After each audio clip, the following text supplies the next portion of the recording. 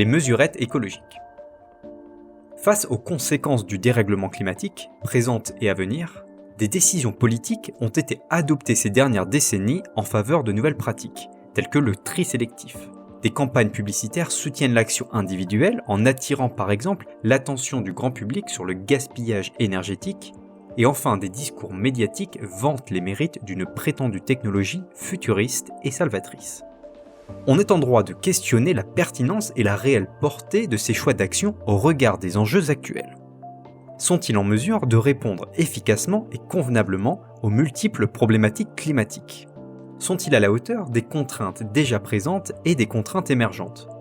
Pour y répondre, nous allons revenir sur 3 procédés iconiques de l'écologie et maintes fois martelés ces dernières années, qui sont le recyclage, la réduction de notre consommation d'eau et la promotion des voitures électriques.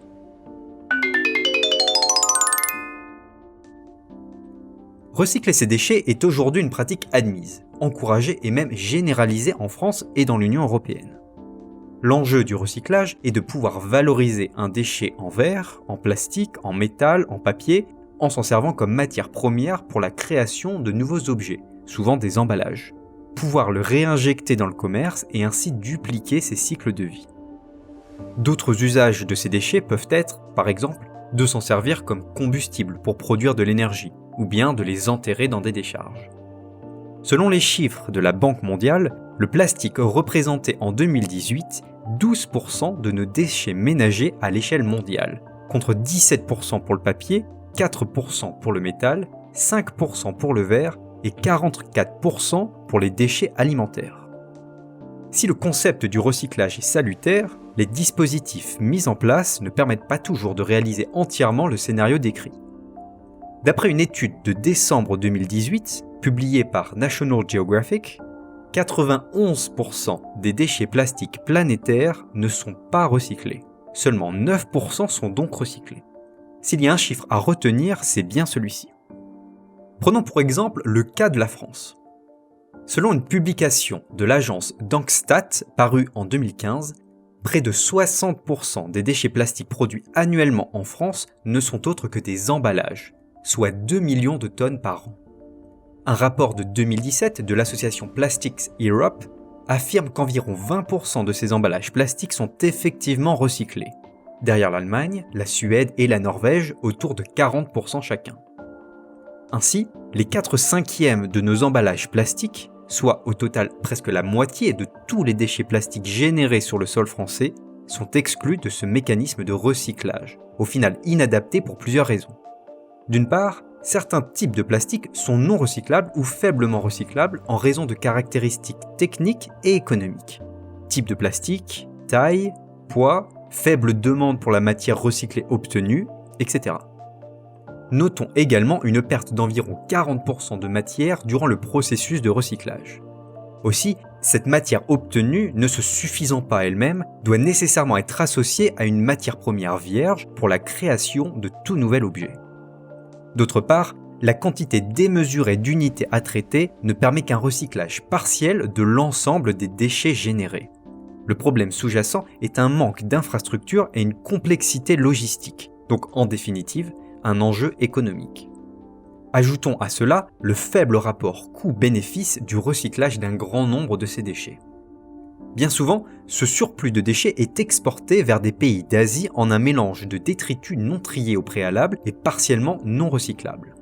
Ces pays asiatiques, dont la Malaisie est un acteur de premier ordre, sont donc soumis au coût du tri et du traitement de ces matières impures, qui, au lieu d'être prises en charge comme il se doit et conformément aux accords internationaux, ne sont pas traitées correctement. Selon une publication de Greenpeace de janvier 2019, je cite, « Les déchets importés ne sont souvent pas correctement transformés mais simplement jetés dans des décharges sauvages ou brûlés essentiellement de façon non régulée. » Fin de la citation. Les autres déchets présents dans nos poubelles ne sont pas eux non plus recyclés intégralement. En comparaison avec le plastique, environ 70% des déchets en verre dans le monde ne sont pas recyclés, contre plus de 50% pour le métal et au minimum 20% pour le papier. Si recycler est, dans l'absolu, une pratique à soutenir et à féliciter, les résultats obtenus sont loin d'égaler d'autres actions, souvent ignorées, qui mériteraient plus d'attention de notre part. Ainsi, dans le cadre d'une communication marketing à l'échelle des entreprises, mettre en avant ces pratiques de recyclage, aussi vertueuses et louables soient-elles, c'est une façon de ne pas s'occuper de ce qui compte vraiment, en commençant, par exemple, par réduire en amont la création de ces déchets. Si ce n'est pas à proprement parler du greenwashing, les résultats sont dérisoires par rapport à la communication faite. Réduire la quantité de déchets dans le monde doit bel et bien passer par une forte baisse de leur production.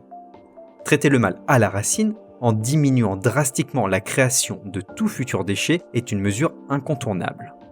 À ce sujet, la Convention citoyenne pour le climat a formulé le souhait de, je cite, « limiter le suremballage et l'utilisation de plastique à usage unique en développant le vrac et les consignes dans les lieux de distribution. » Fin de la citation. Vous retrouverez la proposition détaillée dans la description. Une autre proposition écologique consiste à sensibiliser les particuliers à leur consommation d'eau, entre autres par des campagnes d'information.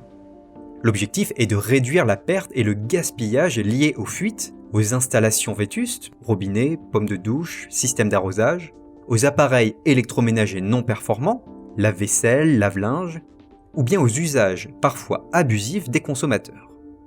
Ces derniers sont finalement incités à réduire leur consommation individuelle par des stratégies de communication allant parfois jusqu'à les faire culpabiliser. Selon une étude américaine publiée en février 2012, le secteur agricole comptabilise à lui tout seul 92% de la totalité de l'eau utilisée dans le monde. Les raisons à cela sont principalement l'inefficacité des systèmes d'irrigation des cultures agricoles, dont la majorité est perdue par évaporation et ruissellement, ainsi que l'élevage d'animaux pour la consommation de viande et de produits dérivés, œufs, gélatine de porc, produits laitiers, etc. En effet, la production de 200 grammes de viande de bœuf nécessite une consommation moyenne et en amont de 600 litres d'eau, soit 3 baignoires pleines. Ce nombre s'explique par la quantité d'eau bue directement par les bovins durant leur croissance, mais aussi et surtout par la quantité d'eau utilisée dans les cultures de céréales afin de les nourrir. Ce dernier facteur représente à lui seul 98% du volume d'eau total consommé par l'industrie de l'élevage.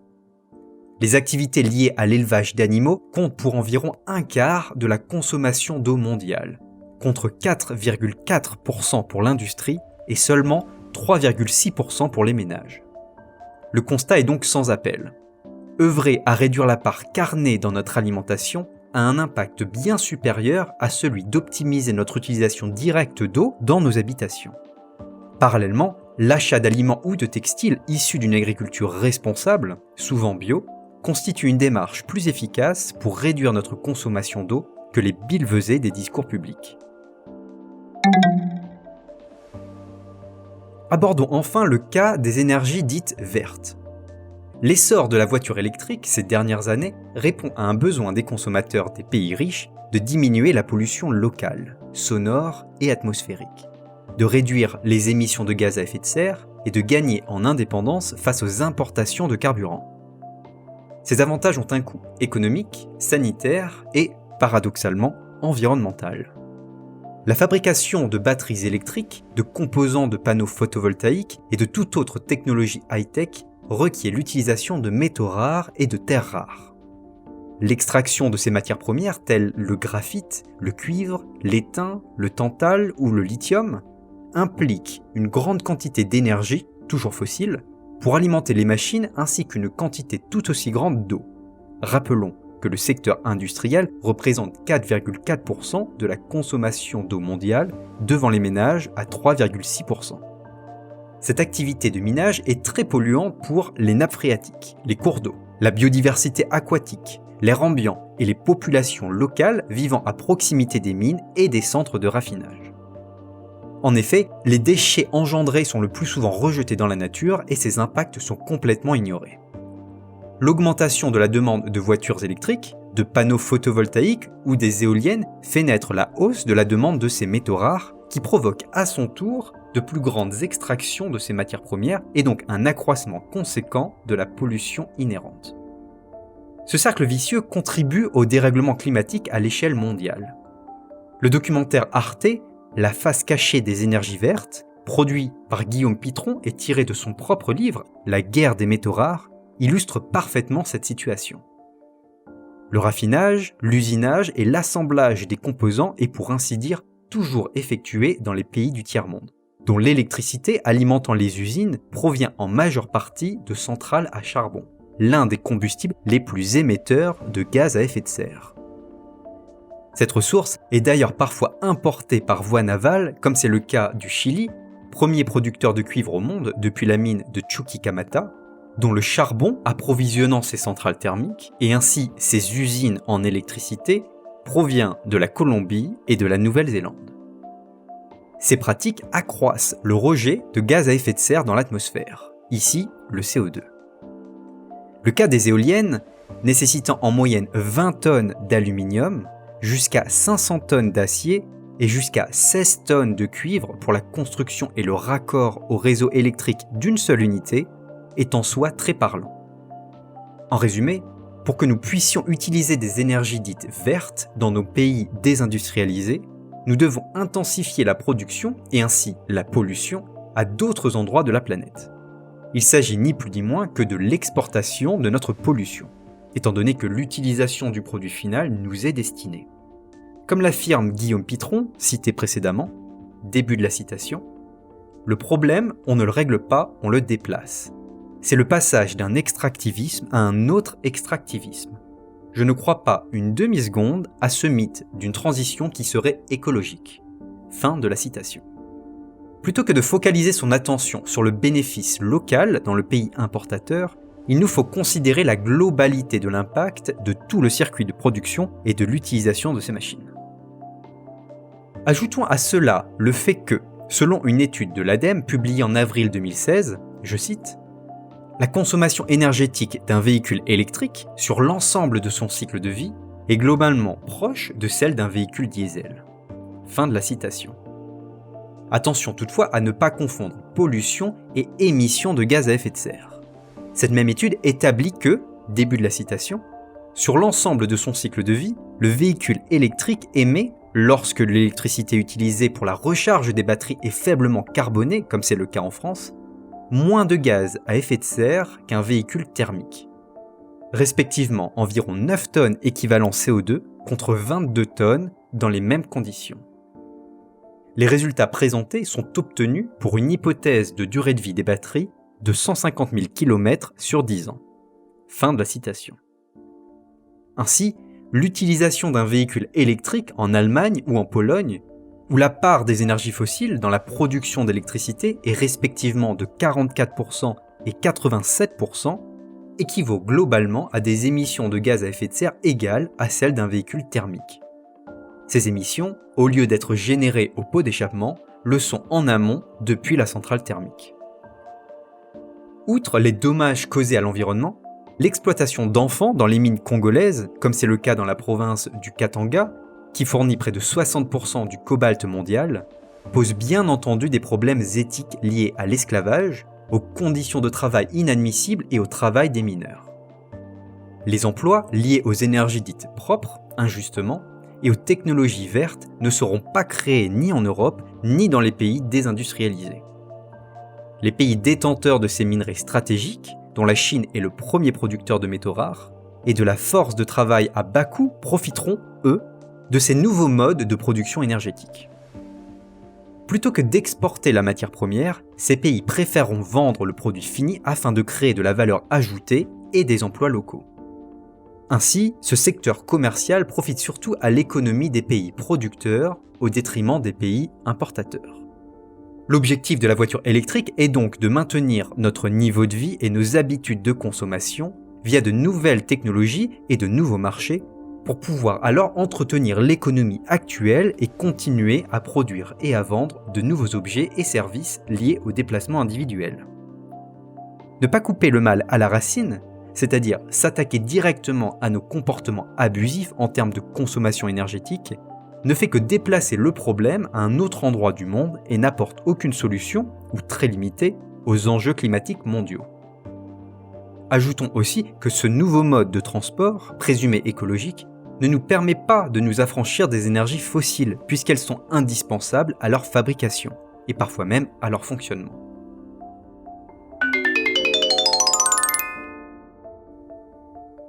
Avant de conclure, revenons sur un mensonge éhonté et malheureusement trop répandu dans la sphère médiatique. L'idée est la suivante. On pourrait, a priori, enrayer les effets du dérèglement climatique si chacun faisait sa part. Les particuliers sont donc sollicités à prendre certaines actions dites écologiques. Comme on a pu le voir précédemment, les actions mises en œuvre ne sont pas à la hauteur des effets promis. D'après une étude du cabinet de conseil Carbone 4, fondé par Alain Grandjean et Jean-Marc Jancovici, je cite, « L'engagement individuel permettrait en principe d'engendrer une baisse de l'empreinte carbone moyenne de près de 45%. Ces estimations se fondent sur un engagement personnel héroïque.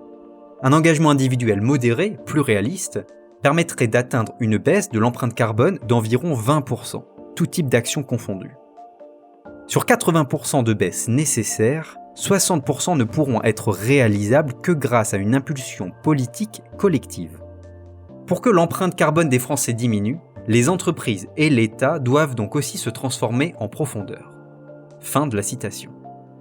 Retrouvez la publication complète et l'infographie détaillée en lien dans la description. Réclamons dès à présent de l'État et des entreprises qu'ils fassent eux aussi leur part dans la lutte contre le dérèglement climatique.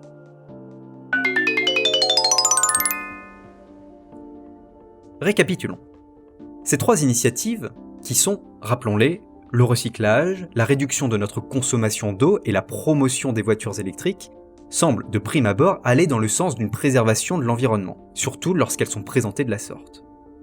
En vérité, et lorsqu'on analyse en détail les impacts directs et indirects liés à ces soi-disant solutions, on constate que ce sont en grande partie de fausses bonnes idées, des mesurettes, soit parce que leurs résultats sont négligeables, voire illusoires, au regard d'autres initiatives plus pertinentes, soit parce qu'elles nécessitent des démarches complémentaires pour délivrer leurs bienfaits écologiques. Elles s'apparentent de très près à la tendance du greenwashing, à la seule différence, conséquente, que les intentions qui les motivent apparaissent louables et sincères, alors qu'elles ont pour effet vicieux de détourner notre intention de ce qui compte réellement. De manière générale, les institutions qui promeuvent ces fausses solutions, ces leurs, n'ont aucune intention d'agir à l'encontre de leurs propres intérêts à court terme en recentrant leur message. Mettre le plus gros de ses efforts dans de telles actions et y focaliser son attention, c'est passer à côté de l'essentiel. Ces subterfuges offrent surtout aux consommateurs l'opportunité de se donner bonne conscience sans trop d'efforts, et tout en faisant tourner l'économie. Certains se convaincront eux-mêmes, de bonne foi peut-être, mais à tort, de leur louable contribution dans la lutte pour la sauvegarde des écosystèmes. Ils s'achètent en quelque sorte de la reconnaissance personnelle sans trop avoir à pâtir de l'inconfort d'un réel passage à l'acte, d'un changement rigoureux de notre mode de vie, d'une réduction de notre pouvoir d'achat et de la remise en cause de notre système socio-politico-économique dévastateur pour le vivant. Il est grand temps de redéfinir nos valeurs fondamentales, personnelles comme collectives, et de commencer à œuvrer pour ce qui compte vraiment. Vous venez d'écouter un épisode de Bâtisseurs. Retrouvez tous les épisodes sur la chaîne YouTube.